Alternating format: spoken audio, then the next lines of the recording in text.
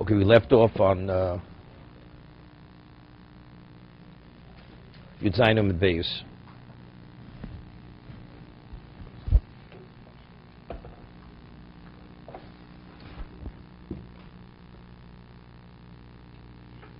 Yeah, it's 4 lines into the wide lines, the 4th line. Yud Zayin Amud Beis. We've quoted a brisa before. Hanirtza v'anivkad of kochavim.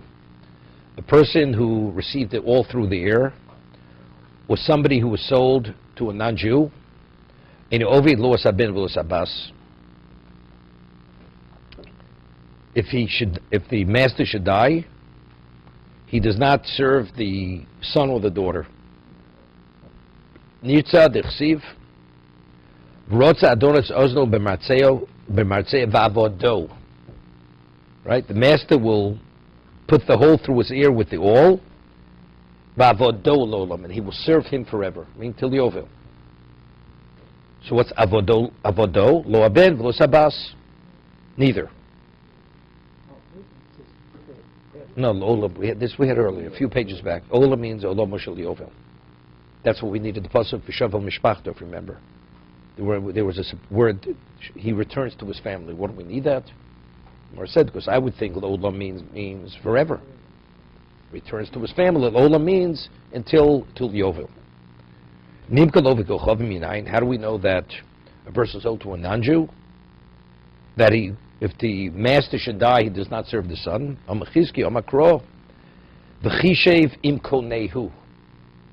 What happens? We heard earlier. The Gemara originally said, how do we know an Eved Ivri is one of the kinyonim acquisition is kesef? So it says, because it says v'chishev im konehu, right? You calculate the time that's left, and you have to pay him. This is pidyon, redemption of a slave that's sold to a non-Jew. Correct? So as we see over there, the kinyas, what's kinyan kesef? He's repurchasing himself from his master. Right? We had the Gemara before. But what's v'chishev im konehu? Who does he make this calculation with? This computation? With the one who originally purchased him. That means he's not under anybody else's mastership, only the one who purchased him. So v'lo im yoshe konehu. Im konehu, not with yoshe konehu, but not the heirs. There are no heirs. When we talk, why is only konehu? What about if the father, the original purchaser died, and now he wants to buy himself, redeem himself from the son? The answer is there's no such thing. This pasuk specifically a goy. I'm not going back to kesef. Let's stick to the subject matter.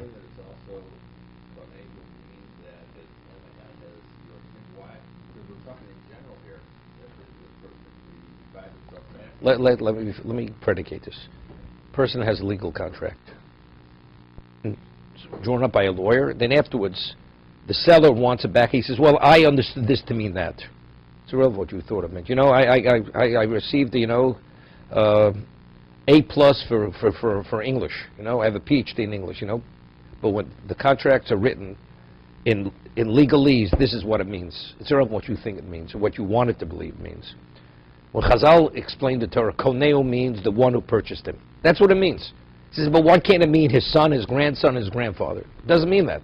Koneo means him and nobody else. Lo yoshi koneo. That's what it means. Yeah, whatever it is, a person went to a day school in the Midwest. Therefore what? But it's irrelevant where you went. Chazal tell you what the Torah reads. Chishivim koneo v'lam yoshi koneo. That's what it means. Omer Rava. Now we're getting into something interesting. Now, the concept of an heir, Yerusha. We know there's a whole parsha of Yerusha, parshas Pinchos, story with the Slovchod, that a child inherits a father. And we have the whole order of inheritance. What about a non-Jew? Is the concept of inheritance even by a non-Jew? Maybe when a non-Jew dies, all his assets become ownerless. Right? A ger, Gershon is Gayer. Convert converts, and he has no children as a Jew. What happens when he dies? Everything becomes ownerless. So what? Maybe the same thing's true even by a non-Jew. Is there such a thing as a Yoresh by a non-Jew? Dinim, but that's legislated. That's legislated. That's not a Torah law. Well, we'll see. The Gemara's going to go psukim. But so Gemara says it's inferred from this. We have to exclude. We said if a non-Jew owns a Jewish slave, the calculation of redeeming himself is only with the one who purchased him. So from there, and not the heir. What do you mean not the heir? There's no such thing as an heir. So the inference of this is, under normal circumstance, there is Yerusha. The non-Jew has inheritance, there's a Jew has inheritance. However, I'm not talking about priorities. But in regard to the slave, that he does not inherit to his son. Omer Rava, so Rava says, Dvar Torah Ovid Kochavim Yorishis Aviv. So we learn from this pasuk, we draw from this, that a non-Jew, he inherits his father. Shenemar, V'chishev im koneu, v'lo im yorshe koneu. Within the context of the Jewish slave, he makes this computation with his purchaser, but not the heirs of his purchaser, Mechlal, but under normal circumstances regarding other assets, Disla Yorship. He does have heirs, otherwise the concept has no relevance to the non-Jew. So we see that Yerusha has relevance even to the non-Jew. Ernie, any problems? What about No, when Jeff. over here and he has children? We're going to discuss it. We'll discuss that soon. So, what would the alternative understanding have been? It's ownerless, That it's owners. right? Anybody can claim those assets once the girl dies.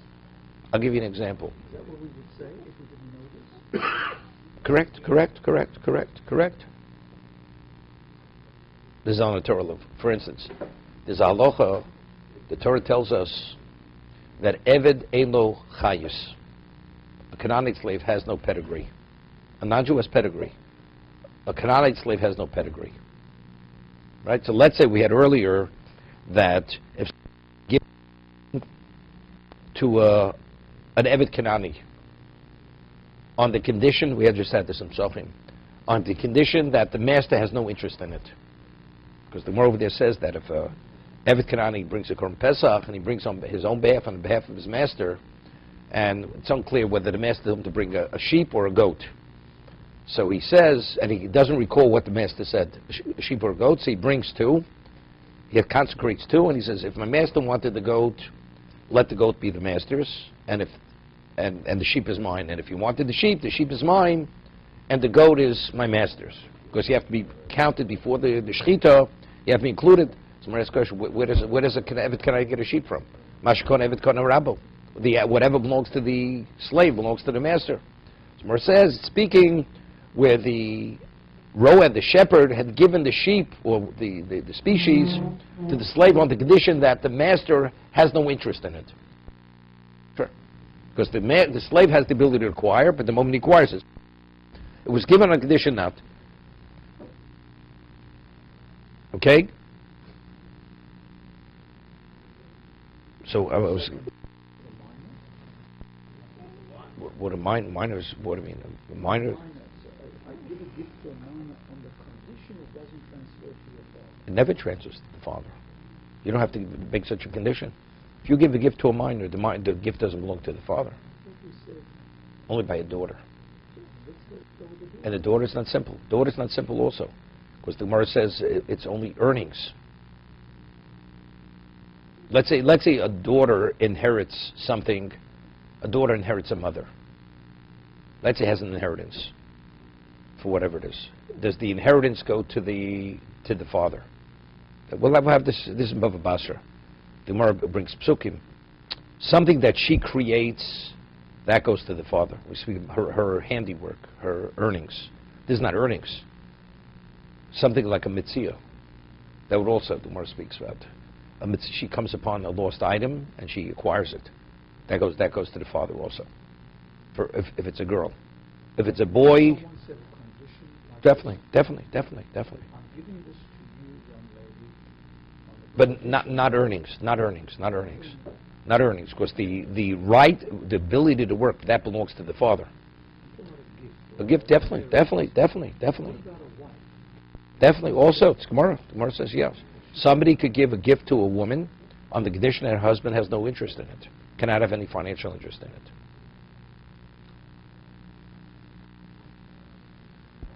So the rights of the father or the husband cannot supersede all of this. How could it supersede it? See, no. Everything you own No. belongs to the father or the husband. No, it doesn't Not say just that. somebody who No, it can doesn't. own. Doesn't say. Torah doesn't say that. Doesn't say that. At first, it's rabbinical. Whatever the wife owns that it transfers to, that's a rabbinic law. It's rabbinic. So what does the Torah say? A wife, woman has assets that they're hers. The man's is her assets are her assets. His assets are his assets. A woman brings assets into a marriage. What, the assets don't become the husband's? Right? Talking about her earnings, because the Gemara says, because since a husband supports a wife, you support me, and I'll put my earnings into the bank. You know, it doesn't sit well with the husband. So therefore, but what if the husband says, don't support me? He's sufficient. She has a right to say that. So therefore, her earnings belong to her. Let's say her earnings supersede or much more than her husband's. That's the husband himself relinquishing. No, he's not relinquish. It's not. She says to him, "I'm not interested." He has a right. He can accept. Not he accepted. He has no choice. He has no choice. Right? He could say this to him. No, she gets it. Ksuba she'll get. Ksuba's unrelated to this. The financial support that a husband gives to his wife, she could say to him, you know, don't support me. I'll be. Okay, get the ksubas. We'll discuss it. I'm just trying to understand the concept of this. The Torah It's all rabbinic. There's all rabbinic. That these rights let's go with the young said it's only by a girl until she's 12 and a half years old. Let's go with that. You're right. That belongs. But there's a gift. It's a gift. It's not Masla Moshe Torah. No, but if the Torah says that everything that this young girl has belongs to her father. Not everything. Her earnings. What about a gift? Does the Torah say that if I give her a gift, does it automatically become the father under Torah law? Normally it transfers. Here it can't transfer because the girl doesn't own it to transfer.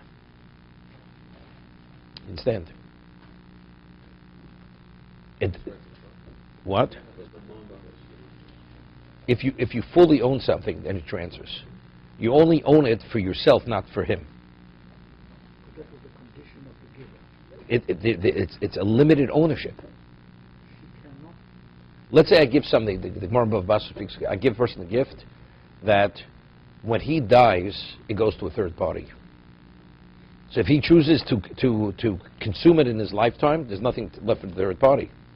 But if he dies, does it go to his heir? No. Because he only has the ownership rights only as long as he's alive. If this object exists beyond his life, those rights belong to the gifter. The gifter never gave that to the recipient. Right? So if he has a right to consume it, so if he consumes it in his lifetime, there's nothing left. But if it survives beyond his lifetime, who has those rights? It's not the man who died. Those rights were never given to him. So that goes to the next person, whoever the original person gifted it to. So if a third party gives a gift to a young girl on the condition that the father cannot benefit from it, and this young girl dies, what happens now? It reverts back to the original owner. Why should it revert back if that wasn't the condition? Because he only gave it. Did he say it's yours for everybody but your father? It's yours, but I'm telling you one condition: the father can never. No, then it's ownerless. It's owned. Then it becomes ownerless. Then it becomes ownerless. The mother. Well, if the mother inherits it, a mother does not inherit a daughter. It's only through the male side. No, but the brothers have to go through the father. The brother's linkage to the sister is through the father. So if it's blocked at the father, it can't go there. So a person could go, if I went and stole that uncle, no problem. You mean the third party? Yeah. If it's ownerless, it's ownerless. Yeah, okay.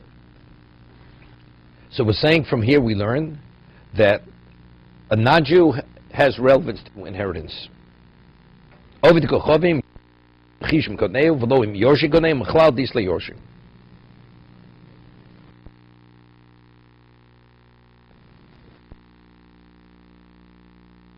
To be a Jew, and now the father dies. does not inherit his father. Right? The point that the master is a non-Jew and his son's a non-Jew. So we say the chishivim koneu, lom yorshe koneu. What about if the son became a Jew and there's a principle gershon is gayer domi, that there is no relationship between a Jew and a non-Jew. It's like a newborn child. So if that's the case, there are no inheritance rights. So why does he inherit? God? He is obligated to honor his father, his biological father. No, not on the Torah level. Not on the Torah level. No, no. It could be disrespectful. Not even on level. Not even on rabbinical level. Only regarding, well, not only that. But, when this is the man that brought him into existence, he still deserves. No. Has nothing. No, there's no obligation. No obligation whatsoever. No obligation. He's a different being. What he's today is not what he was. Doesn't make.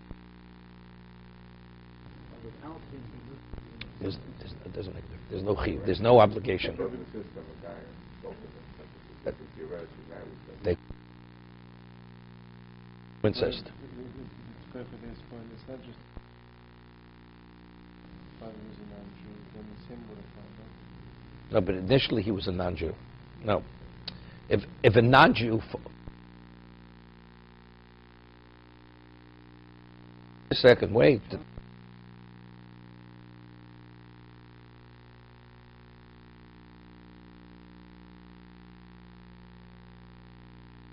The Jew...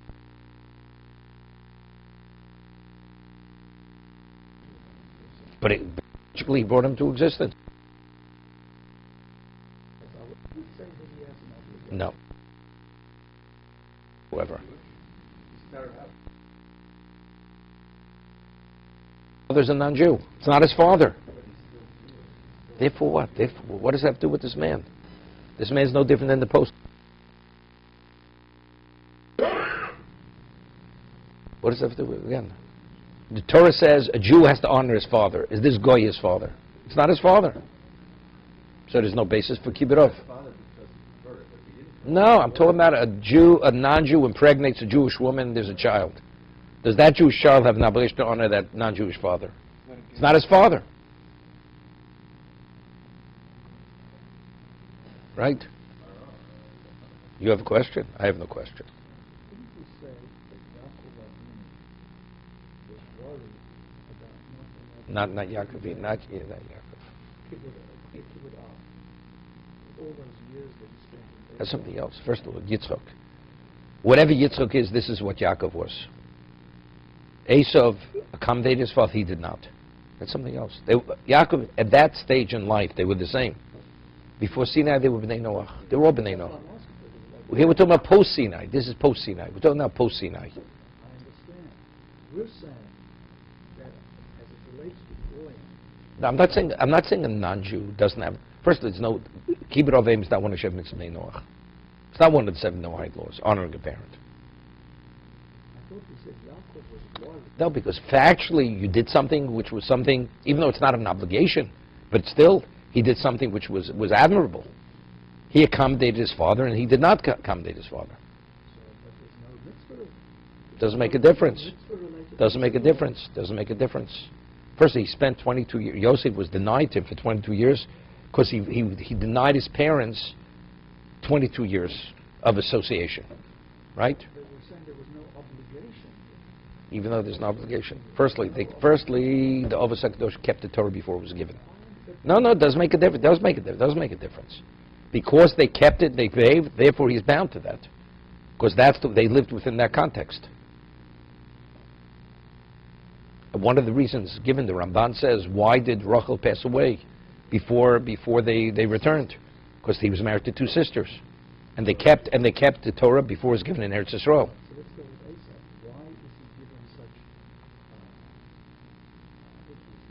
Maybe we can even say that he's given some special zichut in heaven for the way that he honored his father.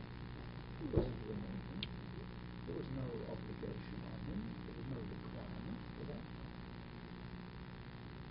And yet we say it stands in his merit. it was at, okay, first we'll see the Gemara in Yudches. The Gemara wants to say Esav maybe is a Yisrael Mumar. The Gemara wants to bring proof from Esav that you see that a non-Jew can inherit, because it says that Esav inherited Seir.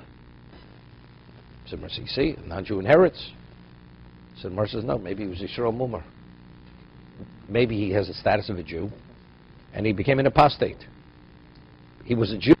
He was the son of Yitzchak. He's a Jew, but he didn't behave properly.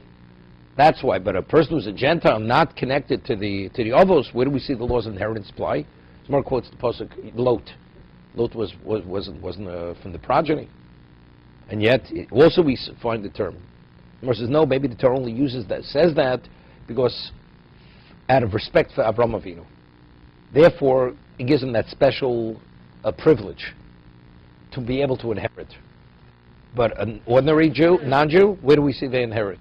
The Gemara on the next page speaks about this. Okay. What about Eres Ovid Kochavim? A non-Jew converts to be a Jew, so we have the principle Gershon Niskar Konshin Oladami. A convert is like a newborn child. That he inherits his father is purely rabbinical, not the Oraisa. Okay? Did not. No, the heir is his children. Nothing. We'll discuss that. We'll discuss that soon. Did not. You have a ger, and he has a brother who's not Jewish. And now the father dies, they inherit their father. Over the Gechov, right?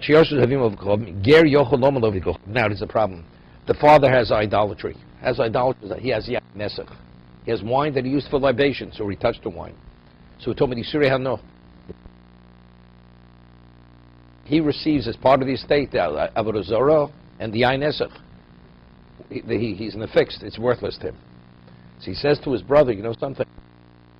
Give me this asset, you take that asset. To the non-Jew makes the difference. Well, we'll see. That's what we're discussing. Well, that's what it says. That we'll see, because it's an exchange. Because that's like an exchange. I'm receiving this in the place of not receiving that, but we'll see. He says to his non-Jewish brother, right? Like he's called a brother, but he's not a brother. His biological brother. You take the idolatry, vanimos, and I'll take the money. You take the wine, vani peros, I'll take the fruit, the produce. Okay, he could do this. What about mishabod rishus ger? What happens once the ger took possession? Also, then he can't, because since it's his possession, now it's too late to exchange it. He has the idolatry. That idolatry is becoming, now it's avodah zarah shel Yisrael, or it's the inesach belong to a Jew. What does he have to? Now, if he sells it, he exchanged it. It's like selling it, right? Bartering it. I'll barter this for that. My brother doesn't care. He's happy to pay for the idolatry.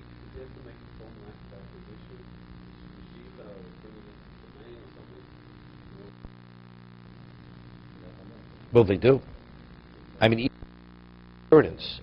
When the brothers decide whose is what, right? They have to make an acquisition. Yeah, at that point when they make the acquisition, Well, we rule ain break, right? Then at a Torah level, the portion received may not be yours. If you hold yesh breiro, so let's say that was always yours. Yesh breiro means it was always yours. That's what the Gemara will discuss this in a moment. So we say once the ger takes possession, it's too late. If you say he inherits on a Torah level, even if he did not take possession, physical possession, it's a problem. Why? Meaning like this. No, everyone inherits all. An heir means you have the estate. The estate belongs to the heirs. Now we divide the estate.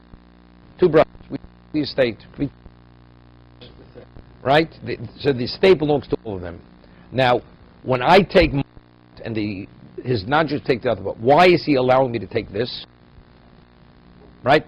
Basically because there's an exchange here. I have interest step. I'm taking this in place of taking the idolatry. It's a problem. Because I'm able to take this only because he agreed to take the idolatry. But let's say we say on a Torah level it's all the non-Jew. And now the non-Jew says, Jew says, you take 50%.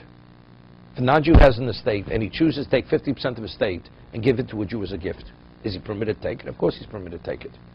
Right? Why not? It has nothing to do with idolatry.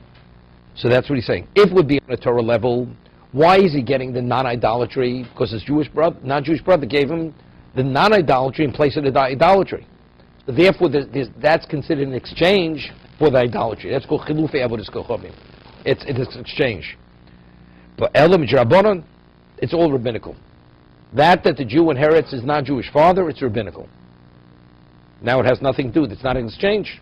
Why is the non-Jew giving me whatever he gives me?